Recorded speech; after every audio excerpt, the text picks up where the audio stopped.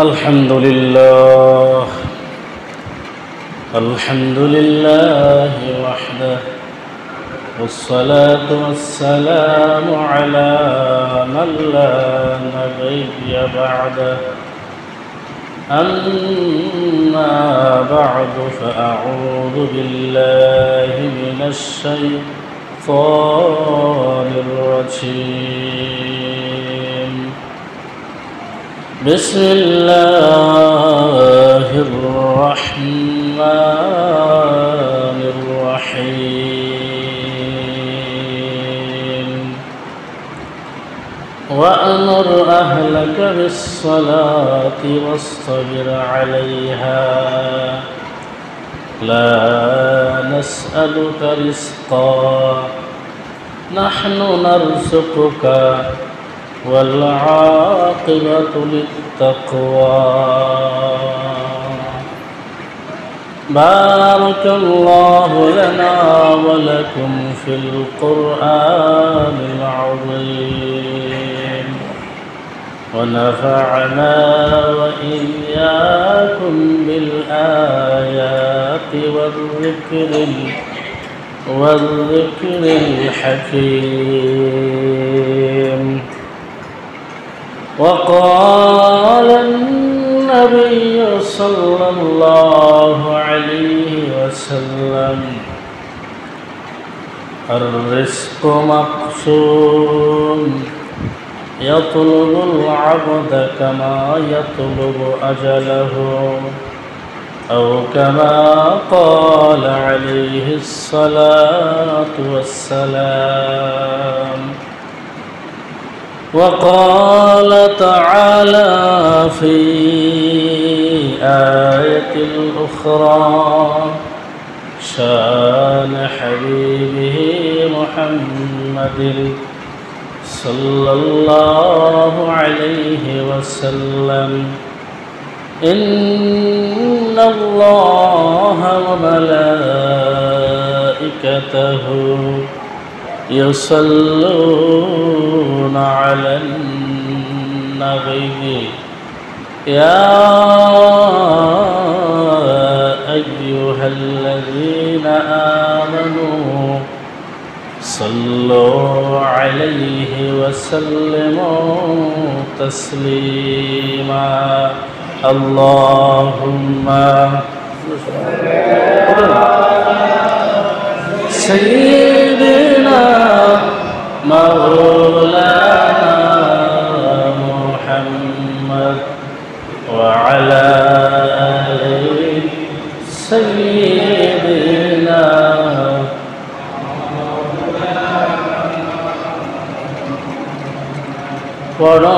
পরদুরুদ নবীর শানে ওহে মুসলমান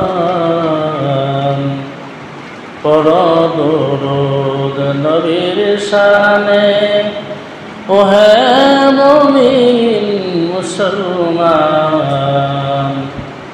পড়লে দরুদ খুশি হবেন পড়লে দরুদ নবী খুশি হবেন আল্লাহ হবেন মেহেরবান আল্লাহুম্মা সাল্লি আলা সাইয়্যিদিনা মাওলানা মুহাম্মদ ওয়া আলা আলি সাইয়্যিদিনা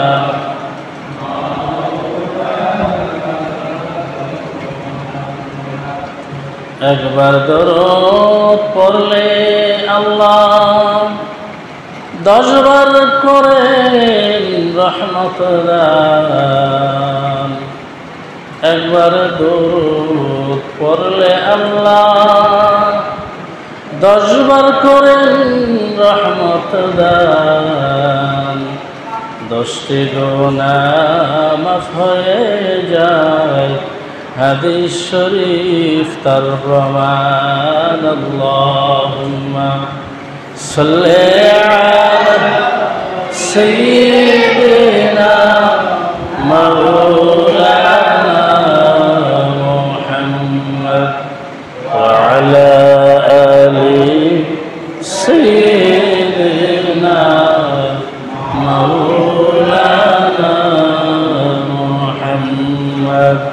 بلغ العلا بكماله كشف الدجى بجماله حسنت جميع خصاله صلوا عليه وآله یا رب لے جائے ہماری درود اور سلام برغسیدہ نبی پر اپنی مدام اللہم صل وسلم وبارک علیہ উপস্থিত সম্মানিত মুসল্লিয়ানে কেরাম বেরাদারান ইসলাম মহান আল্লাহ পাক রব্বুল আলামিনের দরবারে অসংখ্য অগণিত শুকরিয়া জ্ঞাপন করি যিনি আমাদেরকে বহু সংখ্যক মুসলমান থেকে যাচাই বাছাই করে পবিত্র জুমার দিন আল্লাহ পাকের মহান হুকুম জুমার নামাজটুকু পড়ার জন্য আমাদেরকে নির্বাচন করেছেন। এই নেক কাজ করার জন্য আল্লাহ আমাদেরকে সাহায্য করছেন, তৌফিক দান করছেন।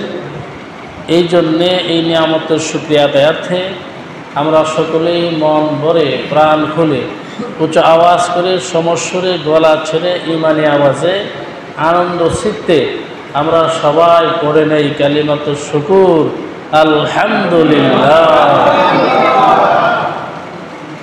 আল্লাহ আমাদেরকে সৃষ্টি করেছেন আল্লাহর ইবাদত করার জন্য।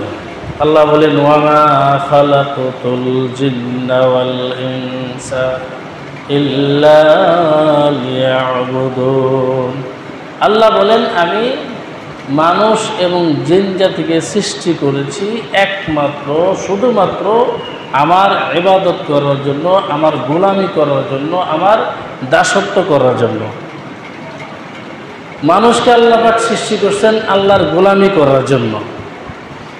মানুষ এবং জিন ছাড়া যত মাখলুকাত আছে, যত উদ্ভিদ বস্তুসমূহ আছে, প্রাণদার হোক প্রাণবিহীন হোক, সমস্ত কিছু আল্লাহ সৃষ্টি করছেন মানুষের খেদমত করার জন্য, মানুষের গোলামি করার জন্য। মানুষ বানিয়েছেন আল্লাহর গোলামি করার জন্য, আর বাকি সব কিছু আল্লাহ বানিয়েছেন মানুষের খেদমতের জন্য। তো মানুষ বানিয়েছেন আল্লাহ আল্লাহর ইবাদত করার জন্য।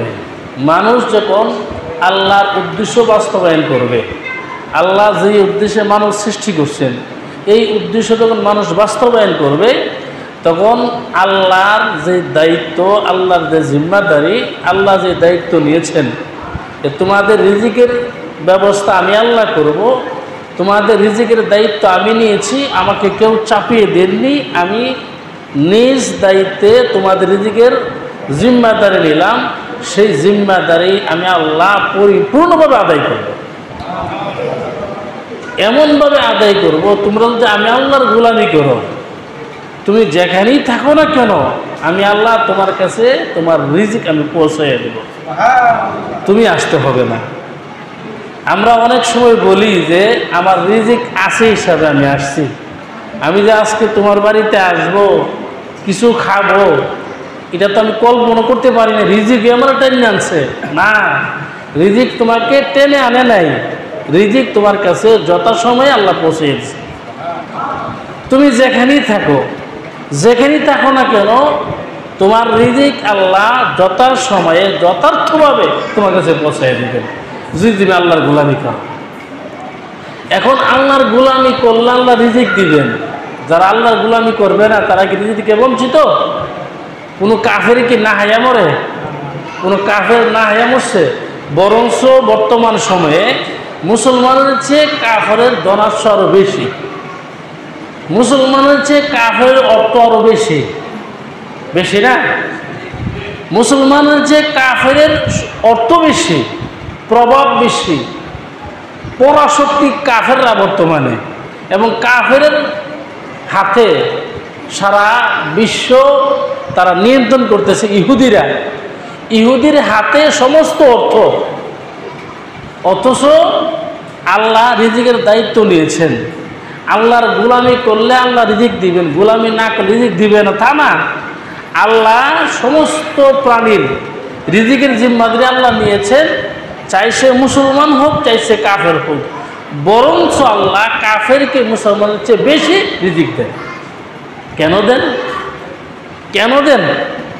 কোরআনে অনেক আয়াতে এই কথাগুলো আসছে এবং তাফসিরে আসছে যে আল্লাহ কাফেরদেরকে, কাফের কোনো ভালো কাজ আল্লাহ বৃথা যেতে দেয় না। ভালো একটা কাজ করছে, এই কাজের প্রতিদান আল্লাহ দুনিয়াতে দিয়ে দেন। কেন দিয়ে দেন? দুনিয়াতে নগদ প্রতিদান দিয়ে দেন। আমার বর্তমানে কাফের হাতে হইল অর্থের মূল চাবিকাঠি, তো কাফের আল্লাহ তো অর্থ কেন দেন? সমস্ত হাদিসের সমস্ত আয়াতের সার কথা হচ্ছে এটাই যে আল্লাহ কাফের যত পাওনা আছে সমস্ত পাওনা আল্লাহ দুনিয়াতে দিয়ে দেন এবং পরকালে সে আল্লাহর মহানিয়ামত থেকে চিরতরে বঞ্চিত হয়ে যাবে। পরকালে কোনো নিয়ামত পাবে না। পরকালের নিয়ামত একমাত্র আল্লাহ রাখছেন মুসলমানদের জন্যে। পরকালের নিয়ামত থেকে কাফেররা চিরতরে বঞ্চিত। পরকালের নিয়ামত কাফের জন্য আল্লাহ হারাম করে দিচ্ছে, পরকালের নিয়ত পাবে না। এক হাদিসে কুৎসিতে আসছে, ওই হাদিসের আমি বাংলা অনুবাদটা বলি। হাদিসে কুৎসিতে আসছে আল্লাহ বলেন, যদি আমার এই আশঙ্কা না হইতো যে আমার মুসলমান বন্দা মন্দিরা যেন কাফের না হয়ে যায়, এই আশঙ্কা যদি না করতাম, আমি আশঙ্কা করি মুসলমান আমার কাফের হয়ে যাবে, নতুবা আমি সমস্ত কাফেরদেরকে এরা যেই ঘরে বসবাস করবে সেই ঘরটা আমি স্বর্ণতা বানিয়ে দিতাম। যেই চেয়ারও তারা বসে সেই চেয়ারটা আমি স্বর্ণ দিয়ে রূপান্তরিত করে দিতাম। যেই হাতের মধ্যে তারা ঘুমায় সেই হাতটি আমি স্বর্ণের হাত বানিয়ে দিতাম। দেই না এই জন্য, দিলি না আবার মুসলমান এই লুবে ভরে নিয়ে আবার ইমান হারা হয়ে যায়, বেঈমান হয়ে যায়, এই জন্য আমি আল্লাহ দিই না। কেন? পরকালের নিয়ামত হচ্ছে আসল আর দুনিয়ার নিয়ামত হচ্ছে নকল। পরকালের নিয়ামত হচ্ছে টাটকা আর দুনিয়ার নিয়ামত হচ্ছে ফসা। এই ফসা দুনিয়ার নিয়ামত সব কাফেরে দিয়ে দিতাম, শুধু এই বইয়ে দেই না মুসলমান আবার কাফের হয়ে যাবে। কারণ আখিরাতের তুলনায় দুনিয়া হচ্ছে একেবারে নগণ্য, গণনাই করা যায় না। আল্লাহ নবী একদিন সাহাবে কেরামকে নিয়ে কোথাও যাইতেছিলেন, এমন একটা রাস্তা দিয়ে যাইতেছেন যেই রাস্তার পাশে ওই গোত্রের লোকেরা ময়লা আবর্জনা ফেলে। এই ময়লা আবর্জনা ফেলে রাখা স্তূপের মধ্যে একটা বকরির বাচ্চা, একটা ছানা পড়ে আছে। এই মরা বাচ্চাটি মরে ফুলে পাগুলো উপর দিকে হয়ে পড়ে আছে। আল্লাহ নবী বললেন, হ্যাঁ আমার সাহাবীরা, তোমরা যে বাচ্চাটি দেখতেছো, তোমাদের মধ্যে কে আছে সেই বকরির ছানাটি 1 দিরহামের বিনিময়ে ক্রয় করবে? সাহাবায়ে কেরাম বললেন, ইয়া রাসূলুল্লাহ, ইয়া হাবিবাল্লাহ, কি বলেন? বকরির ছানা, মরা বাচ্চা, এই বাচ্চা টাকা দিয়ে কিনবো তো তোর কথা, মান না দিলে তো নিত না কেউ, মান না দিলে তো নিবে না। এর কি বলে না? হে আমার সাহাবীরা শোনো, এই বকরির বাচ্চাটি তোমাদের কাছে যেমন ঘৃণিত, যেমন নিন্দিত, যেমন তোমাদের কাছে মূল্যহীন, আখিরাতের তুলনায়, আখিরাতের নিয়ামতের তুলনায় দুনিয়াও এমন মূল্যহীন। দুনিয়া এমন মূল্যহীন, দুনিয়া এমন নগণ্য, আখিরাতের তুলনায় দুনিয়া এমন নগণ্য। এই নগণ্য দুনিয়ার নিয়ামত, এটি ফসা, এই ফসা দুনিয়ার সমস্ত নিয়ামত কাফেরকে আল্লাহ পাক দিয়ে দিচ্ছেন। পরকালে কোনো নিয়ামত পাবে না, পরকালের নিয়ামত কাফেরের জন্য আল্লাহ হারাম করে দিচ্ছে, কোনো নিয়ামত পাবে না। এই জন্য কাফেররা যদি একটা সৎ কাজ করে, ভালো কাজ করে, এটা প্রতিদিন দুনিয়াতে দিয়ে দেন, দেন না? খ্রিস্টানরা কল বসাই দেয় না, এটা ভালো কাজ না? এমন বহু ভালো কাজ সৎকে জারিয়া খ্রিস্টানরা করতেছে, আল্লাহ তাদের প্রতিদিন দুনিয়াতে দিয়েছে, পরকালে দিবে না। যারা মুসলমান, যারা ইমানদার, এরা যদিও পাপের কারণে তারা জাহান্নামী হবে, জাহান্নামের শাস্তি ভোগ করবে। ঈমান নিয়ে মৃত্যুবরণ করার কারণে আল্লাহতে বিশ্বাসী, নবীতে বিশ্বাসী, ফেরেশতাতে বিশ্বাসী, ইসলামের মৌলিক 7টি আকীদায় বিশ্বাস করার কারণে আল্লাহ একদিন নাকি তাকে জান্নাতে প্রবেশ করাইবে, জান্নাতে ঢুকবে। তো আল্লাহ এই দুনিয়ার নিয়ামত, এই রিজিক আল্লাহ মুসলমানদেরকেও দেন, কাফেরকেও দিবেন, কেউ বঞ্চিত না। দুনিয়ার নিয়ামত এবং রিজিক, এগুলো আল্লাহ সমপরিমাণ দিতেছেন, বরং কাফেরকে বেশি দিতেছেন। এখন কাফেরের নিয়ামত, কাফেরের রিজিক আর মুসলমানের রিজিক এক না। মুসলমানের রিজিক হচ্ছে পবিত্র, আর কাফেরকে আল্লাহ পাক যা দিতেছেন, যা হারামভাবে উপার্জন করতেছে, এগুলো অপবিত্র। অপবিত্র মানুষ অপবিত্র রিজিক খাবে, আর পবিত্র মানুষ পবিত্র রিজিক খাবে। আল্লাহ বলছেন যে তোমাদেরকে আমি আল্লাহ ইবাদত করার জন্য সৃষ্টি করছি, পাঠাইছি। তুমি রিজিক অনুসন্ধান করে বিপুল পরিমাণ সম্পদের মালিক হবে, এই উদ্দেশ্যে আমি পাঠাই না। আমি আল্লাহ পাঠিয়েছি তোমরা আমি আল্লাহর গোলামি করবে, নামাজ পড়বে, আর আমি আল্লাহ তোমাদের রিজিকের ব্যবস্থা করব। وَأَمُرْ أَهْلَكَ بِالصَّلَاةِ وَاصْطَبِرْ عَلَيْهَا لَا نَسْأَلُكَ رِزْقًا نَحْنُ نَرْزُقُكَ। আল্লাহ বলেন, হে নবী, আপনার পরিবার পরিজনকে নামাজের জন্য আদেশ করুন। ওয়াসতাবির আলাইহা, এবং নিজে এর উপর অটল থাকুন। লা নাসআলুকা রিজকা, আমি আল্লাহ আপনার কাছে রিজিক চাই না, রুজি চাই না। নাহনু নারযুকুকা, বরং আমি আল্লাহই আপনাকে রিজিক দিব। আমি আপনার কাছে রিজিক তো আমি দিব। এটা নবীকে বলা উদ্দেশ্য না, উদ্দেশ্য হচ্ছে সমস্ত উম্মতি মুহাম্মদেরকে সচেতন করা।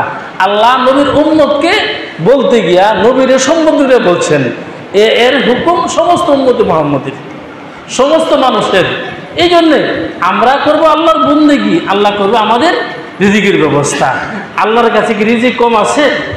আল্লাহর কাছে রিজিক কম আছে? আমি কথা বহুত বলছি যে সমস্ত মানুষ, পৃথিবীর সমস্ত মানুষ যদি এমনকি জিন সহ একসাথ হয়, একই ময়দানে হাজির হয়, একই ময়দানে হাজির হইয়া যে তারা আল্লাহর কাছে তাদের যা চাওয়ার আছে সব চাই, আর আল্লাহ যদি তাদেরকে তাৎক্ষণিক নগদ তাদের চাওয়া অনুযায়ী দান করেন, এত করে আল্লাহর খাজানা থেকে, আল্লাহর ধন ভান্ডার থেকে এই পরিমাণ সম্পদ কমবে, এই পরিমাণ নিয়ামত কমবে, যে পরিমাণ একটা সুই সমুদ্রের মধ্যে নিক্ষেপ করলে এই সুইয়ের মাথার মধ্যে যে পরিমাণ পানি লাগবে, এই পরিমাণ আল্লাহর খাজানা থেকে সম্পদ ধন কমবে। আচ্ছা, একটা সুই আগার মধ্যে কি পরিমাণ লাগবে? আবার এই পুরো সমুদ্রটা, এই সমুদ্রের মধ্যে কি পরিমাণ পানি আছে? আল্লাহ বলেন যে একটা সমুদ্রের মধ্যে সুই নিক্ষেপ করলে এই সুইয়ের আগার মধ্যে যে পরিমাণ পানি লাগবে, আর বিশাল পানি যে সমুদ্রের মধ্যে আছে, আমি আল্লাহ যদি সমস্ত মানুষের চাওয়া অনুযায়ী আমি দিয়ে দেই, আমি আল্লাহর খাজানা থেকে এই পরিমাণ সুইয়ের মাথার পানি পরিমাণ খাজানা সম্পদ ধন কমবে। আল্লাহর কাছে কম নাই। এখন কথা হচ্ছে আল্লাহর কাজ আমরা করব, আল্লাহর কাজ আমরা করব, ইবাদত করব, নামাজ পড়ব, আল্লাহ যথাসময়ে যথার্থভাবে আমাদেরকে রিজিক পৌঁছে দেবে। আল্লাহর কাজ করতে হবে। আল্লাহর কাজ করার পরে যে আল্লাহ আপনাকে যেই অবস্থাতে রাখেন, আমাকে যেই অবস্থাতে রাখেন, এর উপরে আপনি যদি মানে সম্পদশালী না হন, গরিবই থাকেন, তাহলে আমরা সওয়াবের গুণ নেবেন, সওয়াবের গুণ মানে সবুর করবেন। আর যদি আল্লাহ আপনাকে সম্পদ দান করে, হালাল পথে থাকতে আপনি বিপুল সম্পদের মালিক হচ্ছেন, তাহলে আপনি শাকেরের গুণ নেবেন। যদি আপনি শাকেরের গুণ নেন, তাহলে এই শুকরিয়া, এই নিয়ামতের শুকরিয়া আদায় করার কারণে এই সম্পদ আপনাকে জান্নাতে পৌঁছে দিবে। আর যদি সম্পদ না হয়, তাহলে আপনি সবুর ধরবেন, আর সবুর ধরলে আপনি হবেন সাবের, আর সবের গুণ আপনাকে জান্নাতে নিয়ে যাবে। উভয় পক্ষের টার্গেট একটা। ধনী ব্যক্তির টার্গেটও জান্নাত, গরিবের টার্গেটও জান্নাত। ধনী ব্যক্তি সম্পদ পাইয়া সে শুকরিয়া আদায় করবে, আর গরিব সম্পদ না পাইয়া সবুর ধরবে। গরিব সবুর ধরলে হবে সাবের, আর ধনী তার সম্পদ অনুযায়ী ব্যয় করলে সে হবে শাকের। শাকের এবং সাবের উভয়জনকে আল্লাহর জান্নাতে পৌঁছে দেবে। তাহলে আমাদের উদ্দেশ্য জান্নাত, জান্নাত হই আমাদের মূল উদ্দেশ্য। এবার আমি আমার চেষ্টা করার পরে যে পরিমাণ সম্পদের মালিক হই, আলহামদুলিল্লাহ, আমি চেষ্টা করার পরে বৈধভাবে চেষ্টা করার পরে যে পরিমাণ সম্পদের মালিক হই, আমি ধনী হই, শুকরিয়া, আমার এই সম্পদ অনুযায়ী আমি আল্লাহর রাস্তায় ব্যয় করব। এই 2 গুণে গুণান্বিত হওয়াটাই জীবনের সফলতা।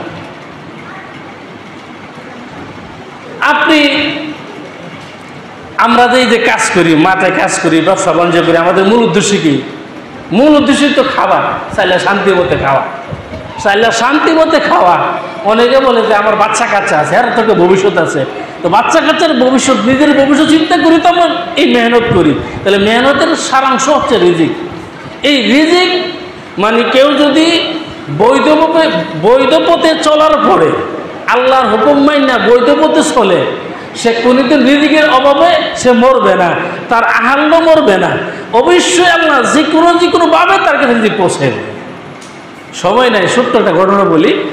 আরবের একটা গোত্র ছিল, সেই গোত্রের নাম হচ্ছে কুর্দি গোত্র। এই কুর্দি গোত্রের মধ্যে একজন বিখ্যাত ডাকাত ছিল, প্রসিদ্ধ একজন ডাকাত ছিল। এই ডাকাতের পেশা, সে মানুষকে হত্যা কইরা মানুষের সম্পদ লুণ্ঠন করত। একদিনের ঘটনা, এই ডাকাত পরবর্তীতে সে তার নিজের ঘটনা নিজেই বিবরণ দিয়েছেন, কিতাবের মধ্যে আসছে। এই ডাকাতি কি করছেন, তার দল নিয়ে ডাকাতি করার উদ্দেশ্যে রওনা করছে। রাস্তার মধ্যে যাইয়া এক জায়গাতে তারা বসছে, ওখানে যেখানে বসছে এখানে সামনে দেখতেছে, ওই ডাকাত দেখতেছে যে তার সামনে 3টা খেজুরের গাছ। কয়টা খেজুরের গাছ? 3টা। 2টা গাছের মধ্যে ফলে ফুলে ভরপুর, 2টা গাছের মধ্যে খেজুরে ভরপুর, একটা পাকা খেজুর। আর আরেকটি গাছের মধ্যে কোনো খেজুর নাই, এটা শুকাই নিছে, একটা পাতাও নেই, শুকনা একটা গাছ। 2 গাছের মধ্যে ফলে ভরপুর, একটি গাছ শুকনা। এই ঘটনা শেষ না, আরো রয়েছে। এই লোকটা বলতেছে, ওই ডাকাত বলতেছে যে আমি দেখতেছি একটা ছোট্ট পাখি এই ফুলের মধ্যে পাকা খেজুর নিয়ে ওই যে শুকনা যে গাছটি, এই গাছের মধ্যে গিয়ে বসে আবার কিছুক্ষণ পরে চলে আসে। ওই যে 2টি গাছের মধ্যে খেজুর আছে, এই 2টি গাছের মধ্যে আসে আবার পাকা একটা খেজুর ছুড়ে নেয়, নিয়ে আবার ওই যে টুন্ডা গাছটির মধ্যে যায়। এইভাবে 1বার না 2বার না 10 বার পাখিটি আসা যাওয়া করছে। তো যেই ডাকাত দেখতেছে দৃশ্য, এই ডাকাতের মনের মধ্যে কত ফল জাগছে, আমার থাকে রে এই পাখিটি খেজুর কোথায় নেই খেজুর রাখে কেন? আর খেজুর একটা লোভনীয় জিনিস। আর আরবের যে খেজুর, টাটকা খেজুর যে হাইছে, কইতে পারবো যে খেজুর কত স্বাদ। আমার আব্বা উমরাতে আসার করে আম্মা আমার 3টে খেজুর দিছে। তো আমি কিছু খেজুর কি আব্বা কম আনছে, পারে হাস না হায়া দোস না, 3টে খেজুর দিচ্ছে, আমি 2টে খেজুর হাই আর হাইতে বসে একটা খেজুর ফিরে দিচ্ছে আমারে। তো অরিজিনাল যে খেজুর, এই খেজুর যারা হাইছে, যারা রস করতে যারা করতে পারবো, এটা যেগুলো আমরা পাই না। ডাকা চিন্তা করতেছে, এই বারবার খেজুর নিয়ে যাইতেছে, দেখি এই খেজুর কোথায় রাখে, পাখির রাখা খেজুর তো কমপক্ষে আমি খাইতে পারো। এই লোকে ডাকাত কি করছে, এই খেজুর গাছ এরা উপর দিকে উঠছে, উপর দিয়ে উঠতে দেখে কি এই খেজুর গাছের আগার মধ্যে, এই ঠুন্ডা গাছের মধ্যে একটা অন্ধ সাপ মুখ হাঁ করে বসে রয়েছে, আর পাখি না এই খেজুর না তার মুখের মধ্যে ডালতেছে। সুবহানাল্লাহ। অন্ধ সাপ মুখ হাঁ করে তাকাই রয়েছে, আর এই ছোট্ট পাখির কিছুক্ষণ পরে হেঁটুর তার মুখ দিতেছে। এই দৃশ্য দেখা এই ডাকাত কি করছে, গাছের থেকে কান্না আরম্ভ করছে। ডাকাত এই গাছ থেকে কান্না আরম্ভ করছে, আল্লাহ আল্লাহ, আমি হলাম আশরাফুল মাখলুকাত, সৃষ্টির সেরা জাতি আমি। আর সাপ হচ্ছে তোমার বন্ধু বলছে সাপ পালে মারিলাম, তোমার বন্ধু যে সাপের মারার কথা বলছেন সেই সাপ অন্ধ হয়ে গেছে, এই সাপের খাবার ব্যবস্থা ছোট্ট একটা পাখি দিয়ে করলাম, আর আমি আশরাফুল মাখলুকাত হইয়া আমাকে মানুষের মাল লুণ্ঠনের কাজে লাগিয়ে রাখছো। ও আল্লাহ, তুমি যদি সবকে রিজিক দিতে পারো তাহলে আমাকে তুমি কি কেন রিজিক দাও না? এই কথা বলে ওই কান্নাটা বসছে। এই কান্না করতে করতে গাছ থেকে নিচে নামছে, লামিয়া এই মাটির মধ্যে হাত রাখা এই কান্না করতেছে। মহিলারা যেভাবে কান্না করে আর বলতেছে, আল্লাহ আমি তওবা করতেছি, আমি আর জীবনে মানুষের সম্পদ লুণ্ঠন করবো না। তুমি যে অন্ধ সামনে রিজিকের ব্যবস্থা করতে পারো, তাহলে আমার কি রিজিকের ব্যবস্থা তুমি করতে পারো না? এই সময় আল্লাহ এই ডাকাতের অন্তরের মধ্যে আল্লাহ ইলহাম ডালছেন। ডাকাতের অন্তরের মধ্যে কথা উঠছে, আল্লাহ বলতেছে এখনো সময় আছে, তওবার দরজা খোলা আছে, তুমি আমার কাছে তওবা করো, আমি আল্লাহ মাফ করে দেব। এই ডাকাত আল্লাহর কাছে তওবা করছে, আল্লাহ সাথে সাথে তার অন্তরের মধ্যে ঢেলে দিছে, তোমার পিছনের সমস্ত অপরাধ আমি মাফ করে দিলাম। এই ডাকাত তার এই তেলোয়ার এইগুলো ভাঙ্গা জমিনে সে মানে ফেলে দিয়েছে। তার সঙ্গে যারা ছিল তারাও তার এই দৃশ্য দেখা, এই ঘটনা শুনে তারাও কি করছে, তাদের তেলোয়ার, যেই তেলোয়ার দিয়ে মানুষকে খুন করতো, মানুষ হত্যা করতো, এই তেলোয়ার ফেলে দিয়ে তারা আল্লাহওয়ালা হয়ে গেছে, আল্লাহর সান্নিধ্য অর্জন করে তারা আল্লাহর ওলি হয়ে গেছে। এই জন্য আমরাও রিজিক চাইব আল্লাহর কাছে। আল্লাহ কিভাবে রিজিক দিবেন আমরা টের পাবেন না। আমরা একনিষ্ঠভাবে আল্লাহর ইবাদত করি, আল্লাহ অবশ্যই রিজিক যথাসময়ে আমাদের কাছে পৌঁছে দিবেন। আল্লাহ আমাদের সকলকে এই কথাগুলো আমল করার তৌফিক দান করুন। ওয়া মা